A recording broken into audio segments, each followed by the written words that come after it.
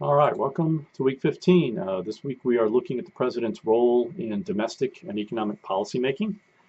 Hopefully, once we've gone through this chapter, you'll understand that the role that presidents play in domestic policymaking and economic policy, the evolution of the president's gradual assertion of greater authority over time, leading up, of course, to the Great Depression when things sort of spiked quite a bit.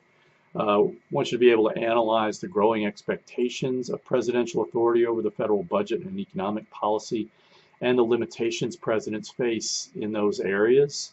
And then we want you to be able to evaluate the role that partisanship plays in presidents' difficulties navigating this partisanship in trying to get policies enacted.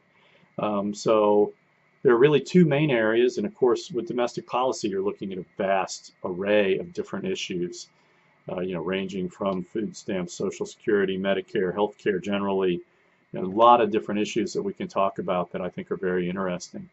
Education policy.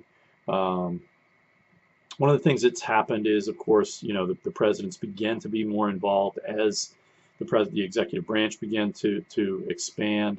And certainly that even began, during the Civil War, where you get the creation of the Agriculture Department. Subsequent to that, you begin to see regulatory policies beginning to emerge in the 1880s as the railroads began to become more and more problematical for farmers and things like that.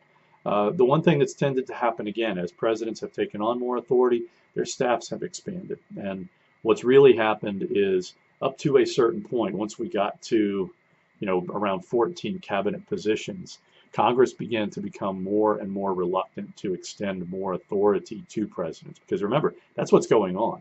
Congress is creating an executive branch, agency that's supposed to look after something, and they usually do that in a fairly reactive way.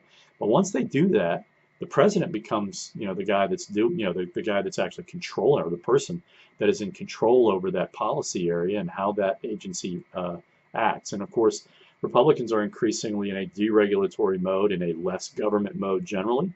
And so that means that you have automatically roughly 45 to 52% opposition to expanding the size of government at any particular point in time. So there's a lot of issues to talk about. Of course, we've got the forum this week, and we've got the quiz, and then your third writing assignment is due this week on teaching the presidency. So let's have a great week. And of course, remember, we're running out of time here. So if you have projects that are outstanding, make sure you get on top of them this week and don't, thrust them on me, that last week of the semester.